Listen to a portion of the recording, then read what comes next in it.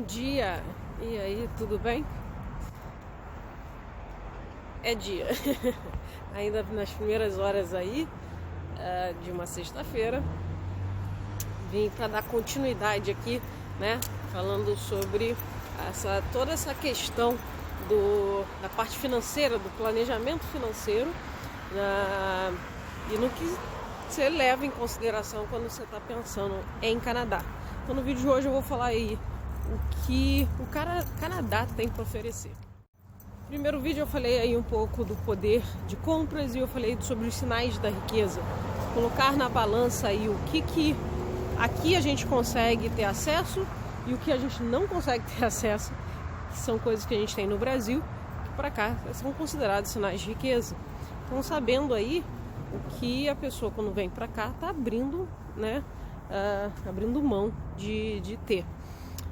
E aí no vídeo de hoje o que eu quero falar é o que o Canadá tem a oferecer. E o que me inspirou a esse vídeo foi um post que a Kitty no Canadá, que ela é consultora de imigração,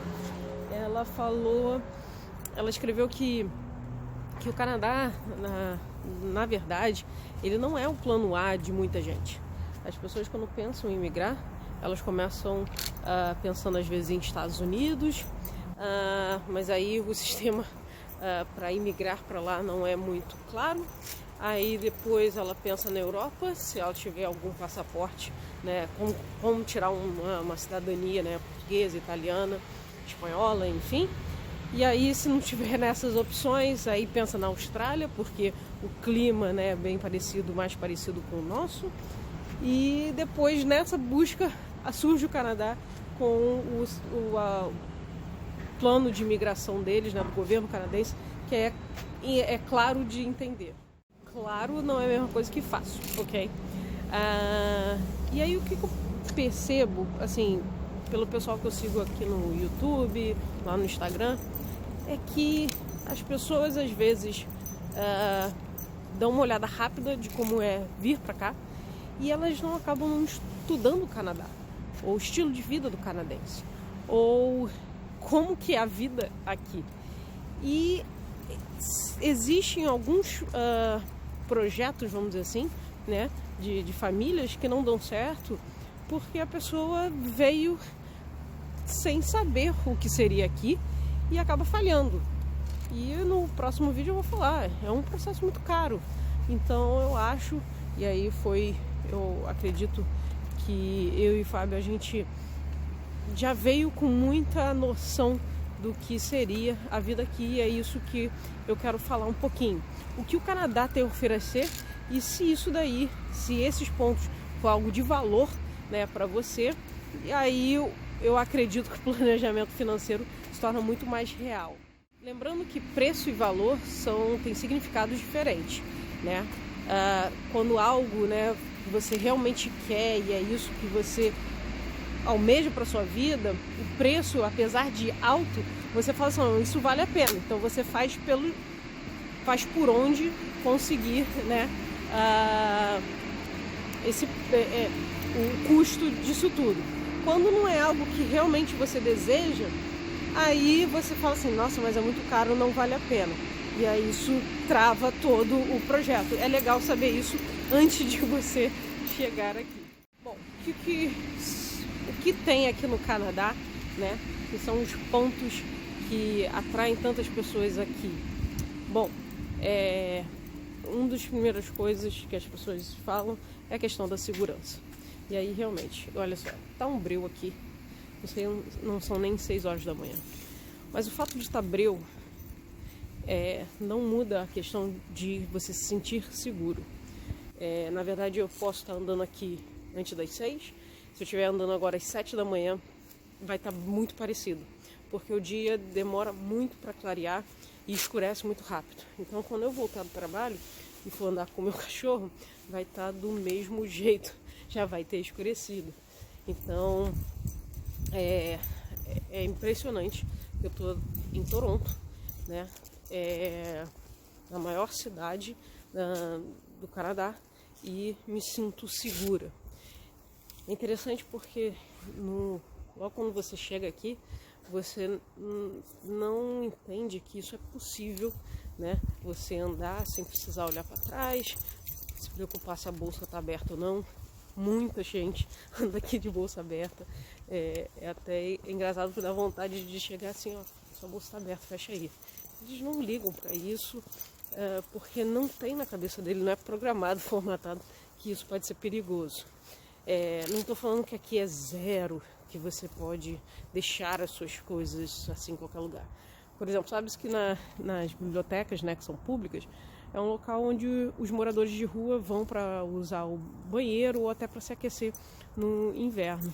E aí, obviamente, se você deixar as coisas em cima de uma mesa, pode ser que elas sejam furtadas. Pode ser, não é garantia que elas vão ser furtadas. Então, na biblioteca da minha faculdade, cansei de ver gente com MacBook e tal, deixando na mesa de estudo e indo no banheiro que era longe, que era fora da biblioteca. Então, assim, até você processar aqui, não corre tanto risco, demora um pouquinho. Então, é impressionante sobre essa questão da segurança. Então, esse é um ponto que faz o Canadá valer a pena. O segundo ponto, e eu acho que está sendo muito claro agora nessa questão toda de pandemia, é você entender o que é um mercado aquecido, mercado, né, financeiro aquecido.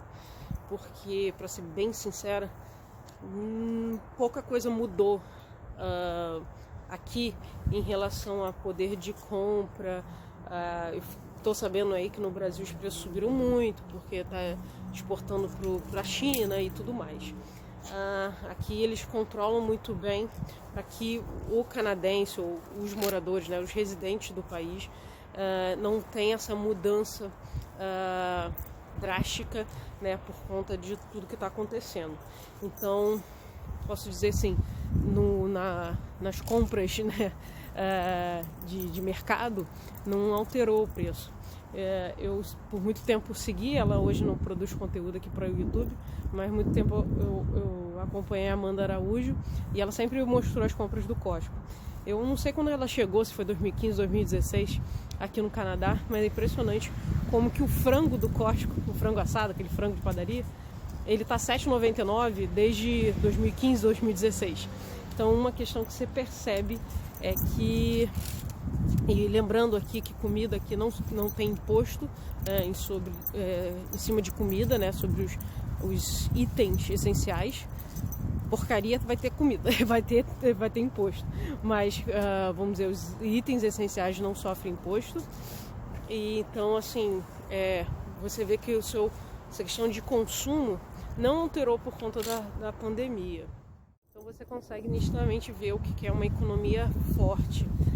Meu marido trabalha numa construtora, né? Ele é project manager lá, e muitos projetos aí saindo para o ano que vem.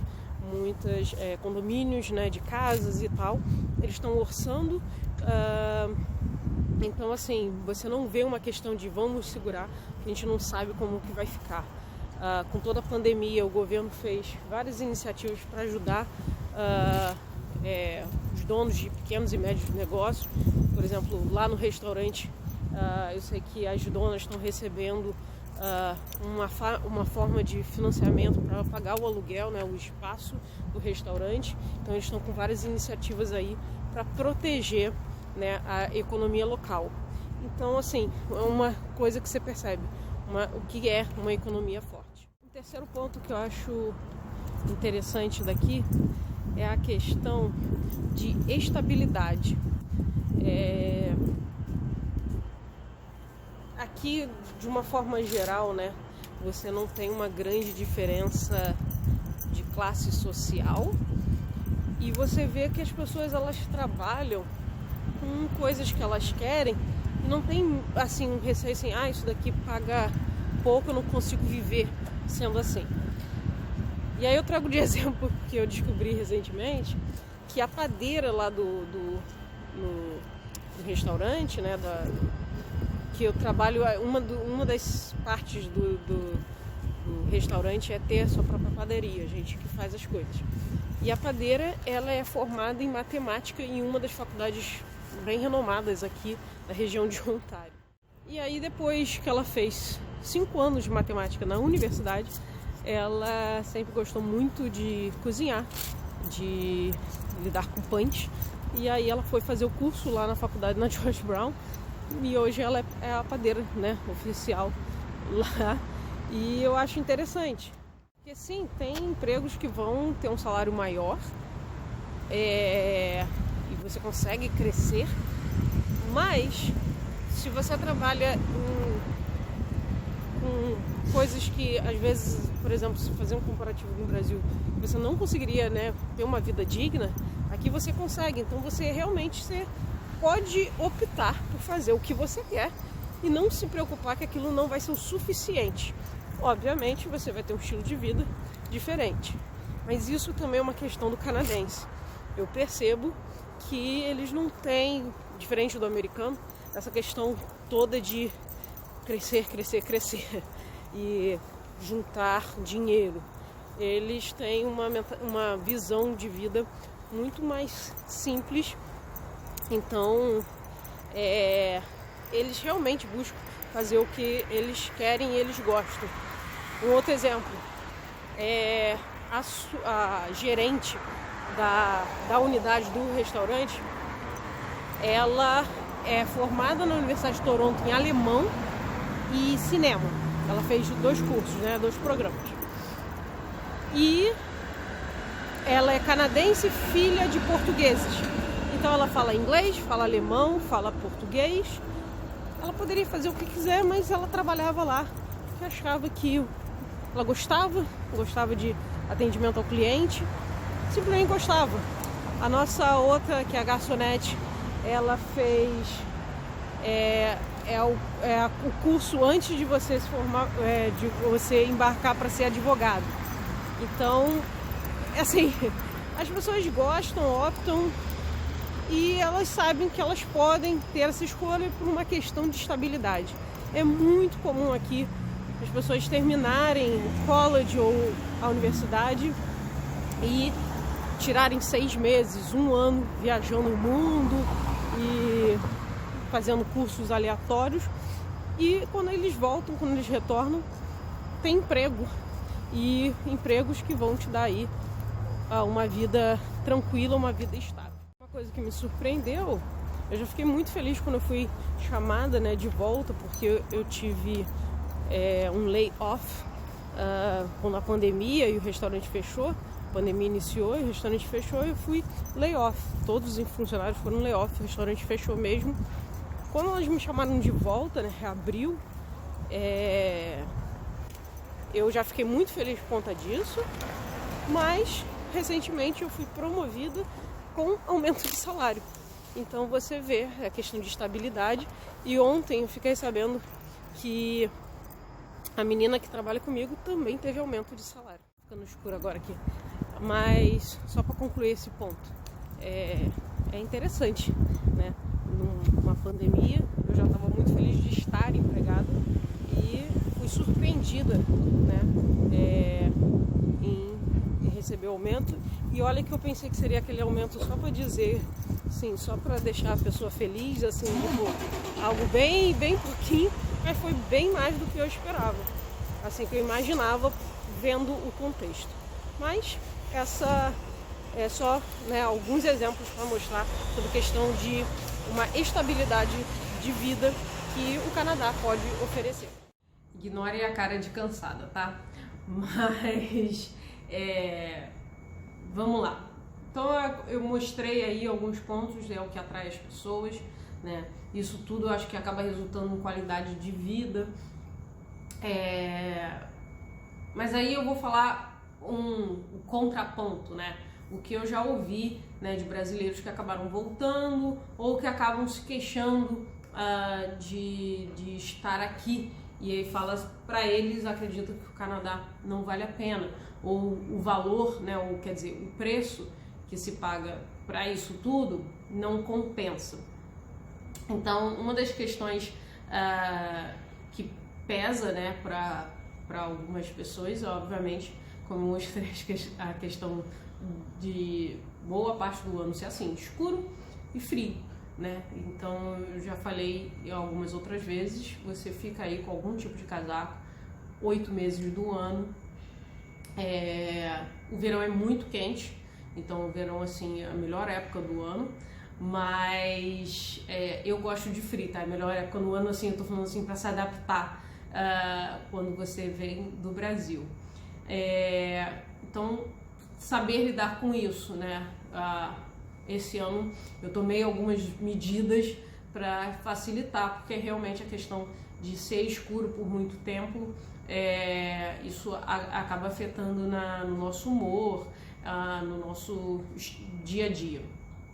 Então muitas pessoas não acabam se adaptando a essa questão. A outra questão é você estar numa cultura que não é sua e você não ter o histórico, né, de crescer no local.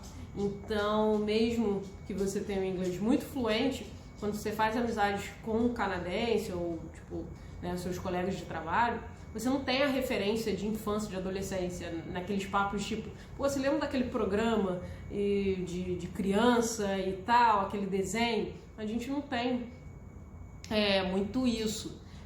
Eu, como morei nos Estados Unidos, eu ainda vi algumas coisas, né? Muita coisa dos Estados Unidos passa aqui. Então, em algumas eu consigo até conversar, mas, tipo, um dia do trabalho, as canadenses estavam brincando entre elas, e aí depois elas vieram explicar que é um meme que ficou muito famoso aqui, e que eu não tinha visto e tal, e aí elas me mostraram para você entender o porquê era tão engraçado a piada, tipo, entre elas. Mas vai ser sempre um processo assim, das pessoas te explicando e tendo que te mostrar para você se inserir. Então algumas pessoas também ficam muito incomodadas porque não tem essas referências, esse histórico. Outra é porque você ainda tem que construir o teu nome, né, aqui. Então algumas coisas tipo conseguir um cartão de crédito, até fazer um plano de celular, tem etapas porque você não tem histórico no país, e aqui é muito baseado no histórico de crédito. Então algumas pessoas falam, nossa, mas no Brasil já tinha isso, aquilo, e aqui, né, quando você consegue cartão de crédito, o limite é muito baixo e os processos são muito diferentes, né? Então, de fato, isso pesa, né? Porque você, e dependendo do que você já tinha construído no Brasil, quando você chega, você tem que dar passos atrás. Vida profissional também acontece a mesma coisa, em você ter que... isso assim, mesmo com inglês muito fluente e tal, você já tem um nome, você já tem uma bagagem do Brasil, você já tem um currículo, você volta a alguns pontos. Uma amiga nossa, ela fez faculdade aqui, arquiteta no Brasil, veio fazer uma faculdade aqui, começou com um emprego dentro de uma construtora grande, mas bem inicial, então ela sabia, tipo, era bem básico o trabalho que ela fazia.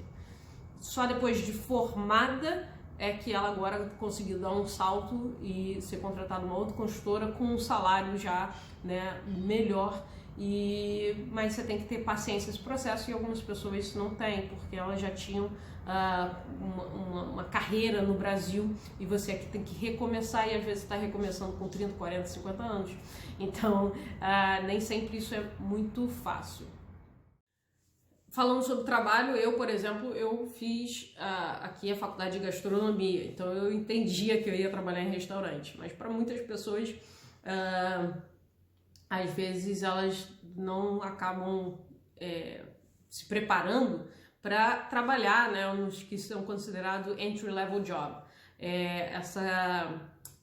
Falar sobre emprego de sobrevivência, assim, aqui não é bem visto. Você fala entry-level jobs, são empregos para você iniciar a sua vida profissional. E o canadense faz isso super de boa, assim, e tem uns que ficam ali por muitos anos. Então, você trabalhar na cozinha, você trabalhar lavando prato, trabalhar na construção civil. Para algumas pessoas, e isso acontece às vezes porque o inglês não está muito bom, você acaba fazendo tipos de trabalho que não demandam tanto da língua, né? Então, para algumas pessoas isso acaba batendo, porque elas não entenderam que pode fazer parte do processo, né? Então, todo esse início de vida aqui acaba não valendo a pena pelo o preço, né, que eu vou estar falando mais no próximo vídeo, que você paga por estar morando aqui. Só para não estender muito o vídeo, mas algumas pequenas coisas que eu já ouvi, né, que parece coisa pequena, mas quando você não tem mais isso, acaba pesando, né?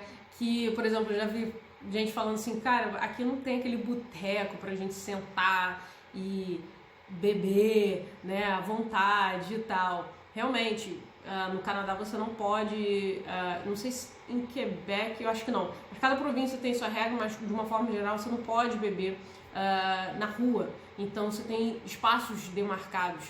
Então, inclusive, por exemplo, ano passado, quando eu fui no Christmas Market, que muita gente e tal, tinha uma área marcada e tinha seguranças, né, na entrada e na saída, para confirmar que você não estaria levando bebida alcoólica para fora daquele espaço. Então, inclusive em shows, né, você tem uma área onde você vai consumir a bebida alcoólica e aquilo ali tudo demarcado.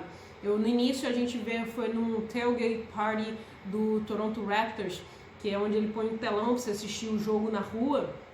E eles faziam isso, né, quando o time chega para as playoffs, e era totalmente fechado, porque dali dentro estava vendendo bebida alcoólica. Você não pode sair dali com a sua garrafa, você não pode fazer um piquenique no parque com bebida. Não estou falando que as pessoas não fazem, né? Estou falando que a lei diz que não pode, mas não tem essa questão. Então, para algumas pessoas isso daí bate, né? De você, às vezes, já falei assim, você não anda de chinelo o ano todo. Como eu falei, o verão aqui é muito quente, mas ele é bem curto. Então, para algumas pessoas isso bate.